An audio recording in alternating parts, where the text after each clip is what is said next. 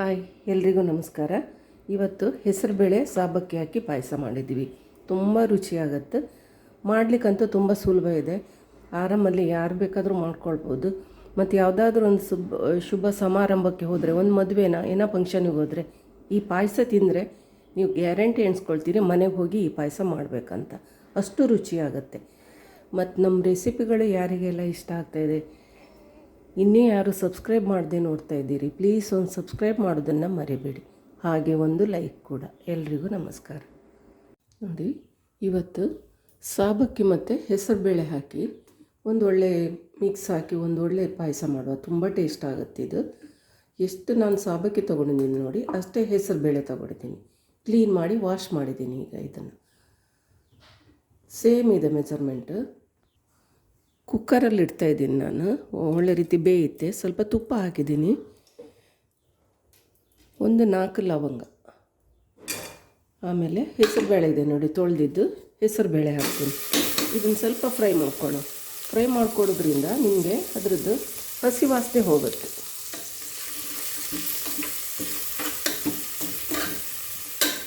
ಸ್ವಲ್ಪ ತುಂಬ ಏನು ಫ್ರೈ ಮಾಡಬೇಕಾಗಿಲ್ಲ.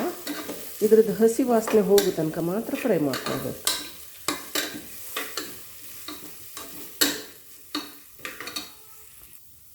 ನೋಡಿ, ಇಷ್ಟು ಫ್ರೈ ಆದರೆ ಸಾಕು. ಅದರದ್ದು ಹಸಿ ವಾಸನೆ ಹೋಗಬೇಕು ಅಷ್ಟೇ.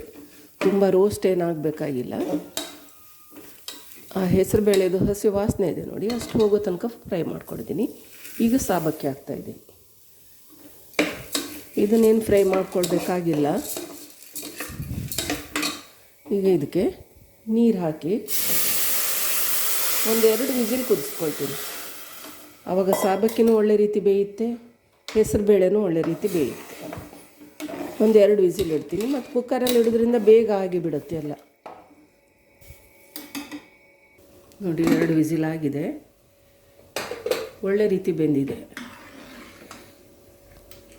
ಸಾಬಕ್ಕಿ ಎಲ್ಲ ಅರಳಿ ಹೆಸರುಬೇಳೆನೂ ಈ ಥರ ಆದರೆ ತುಂಬ ಟೇಸ್ಟ್ ಆಗುತ್ತೆ. ನೋಡಿ, ಒಳ್ಳೆ ರೀತಿ ಬೆಂದಿದೆ. ಸಾಬಕ್ಕಿನೂ ಬೆಂದಿದೆ. ಸಾಬುದಾನ ಅಂತಾರೆ, ನಾವು ಈ ಕಡೆ ಸಾಬಕ್ಕಿ ಅಂತೀವಿ. ಹೆಸರುಬೇಳೆನೂ ತುಂಬ ಚೆನ್ನಾಗಿ ಬೆಂದಿತ್ತು. ಈ ಥರ ಬೇಯಬೇಕು. ಹೆಸರುಬೇಳೆನೂ ಒಳ್ಳೆ ರೀತಿ ಬೇಯಬೇಕು. 2 ವಿಸಿಲಿಗೆ ತುಂಬ ಒಳ್ಳೆ ರೀತಿ ಬೆಂದಿದೆ ನೋಡಿ. ನೋಡಿ, ಒಂದು ತೆಂಗಿನಕಾಯಿ ತುರಿದಿಟ್ಕೊಂಡಿದ್ದೀನಿ. ಅದನ್ನೀಗ ತುಂಬ ನೀರು ಬೇಡ ನಮಗೆ, ದಪ್ಪ ಹಾಲು ತೊಗೊಳ್ತೀನಿ ನಾನು. ಮಿಕ್ಸಿಗೆ ಹಾಕಿ ದಪ್ಪ ಹಾಲು ತೊಗೊಳ್ತೀನಿ. ನೋಡಿ, ತೆಂಗಿನಕಾಯಿ ಹಾಲು ಸೋಸ್ಕೊಳ್ತೀನಿ. ಇದಕ್ಕೆ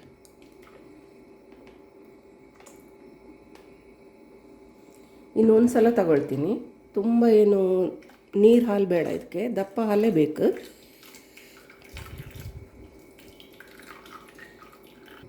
ಇನ್ನೊಂದು ಸಲ ಒಂದು ಸ್ವಲ್ಪ ನೀರು ಹಾಕಿದ್ದೀನಿ. ಇದನ್ನು ಈಗ ರುಬ್ಕೊಳ್ತೀನಿ. 2ನೇ ಸಲದ್ದನ್ನು ಸೋಸ್ಕೊಳ್ತೀನಿ.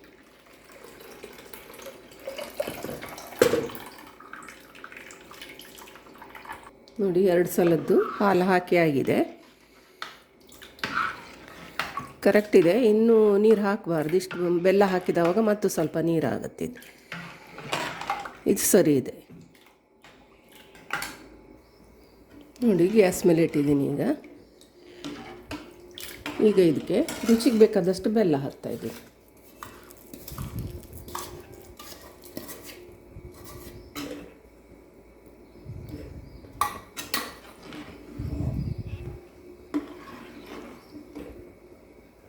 ಸ್ವೀಟು ನೋಡ್ಕೊಳ್ಳಿ, ನಮ್ಗೆ ಎಷ್ಟು ಬೇಕು ಆ ಅಂದಾಜಲ್ಲೇ ಹಾಕಿದ್ರಾಯ್ತು. ತುಂಬ ಸುಲಭ ಇದು. ಬೇರೆ ಏನು ರುಬ್ಬಿ ಹಾಕಬೇಕಾಗಿಲ್ಲ ಇದಕ್ಕೆ. ತಿನ್ನಲಿಕ್ಕಂತೂ ತುಂಬ ರುಚಿ. ಇದು ಹೆಸರುಬೇಳೆ ಶಾಬಕ್ಕಿದು ಪಾಯಸ ಇದೆ ನೋಡಿ, ತುಂಬ ಟೇಸ್ಟ್ ಆಗುತ್ತೆ. ಸ್ವಲ್ಪ ಕುದಿ ಬರಲಿ. ಇದು ಸಿಹಿ ಬ್ಯಾಲೆನ್ಸ್ ಮಾಡಲಿಕ್ಕೆ ಒಂದು ಸ್ವಲ್ಪ ಉಪ್ಪು ಹಾಕ್ತಾಯಿದ್ದೀನಿ. ಬೆಲ್ಲ ಉಪ್ಪಿದ್ರೆ ಬೇಕಾಗಿಲ್ಲ, ಇಲ್ಲದೇ ಇದ್ದರೆ ಒಂದು ಸ್ವಲ್ಪ ಉಪ್ಪು ಹಾಕಿ. ಆವಾಗ ಅದು ಟೇಸ್ಟು ತುಂಬ ಒಳ್ಳೇದು ಕೊಟ್ಟು ಬಿಡುತ್ತೆ. ನೀವು ಯಾವುದೇ ಒಂದು ಮದುವೆಯಲ್ಲಿ ಯಾವುದೇ ಫಂಕ್ಷನಲ್ಲಿ ಇದನ್ನು ತಿಂದ್ರಿ ಅಂತಾದರೆ ಮನೆಗೆ ಹೋಗಿ ಮಾಡುವ ಅನ್ನುವಷ್ಟು ರುಚಿ. ಇದು ತುಂಬ ರುಚಿಯಾಗುತ್ತೆ. ನೋಡಿ, ಕುದೀತಾ ಇದೆ. ಇಷ್ಟು ಕುದ್ರೆ ಸಾಕು. ಈಗ ಲಾಸ್ಟಿಗೆ ಯಾಲಕ್ಕಿ ಹಾಕಿ ಬಿಡ್ತಾಯಿದ್ದೀನಿ. ಆಯ್ತು, ಇದು ಸಾಕು. ಈಗ ಇಳಿಸ್ತೀನಿ ನಾನು.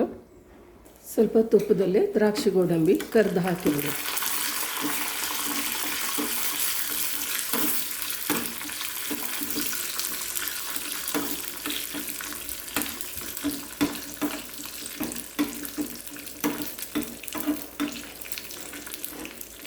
ದ್ರಾಕ್ಷಿ ಉಬ್ಬಿ ಬರ್ತಾ ಇದೆ. ಗ್ಯಾಸ್ ಬಂದ್ ಮಾಡ್ತೀನಿ. ಪಾಯಸಕ್ಕೆ ಹಾಕಿಬಿಡ್ತೀನಿ. ಪಾಯಸ ರೆಡಿ ಆಯಿತು. ಹೆಸರುಬೇಳೆ ಸಾಬಕ್ಕಿ ಪಾಯಸ ಇದೆ ನೋಡಿ, ತುಂಬ ಟೇಸ್ಟ್ ಆಗುತ್ತೆ. ರೆಡಿ ಆಯಿತು.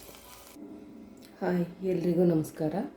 ಇವತ್ತು ಹೆಸರುಬೇಳೆ ಮತ್ತು ಸಾಬಕ್ಕಿ ಪಾಯಸ ತುಂಬ ಟೇಸ್ಟು ಮತ್ತು ಮಾಡಲಿಕ್ಕೂ ತುಂಬ ಈಸಿ ಇದೆ. ತುಂಬ ಸುಲಭದಲ್ಲೇ ಮಾಡ್ಬೋದು.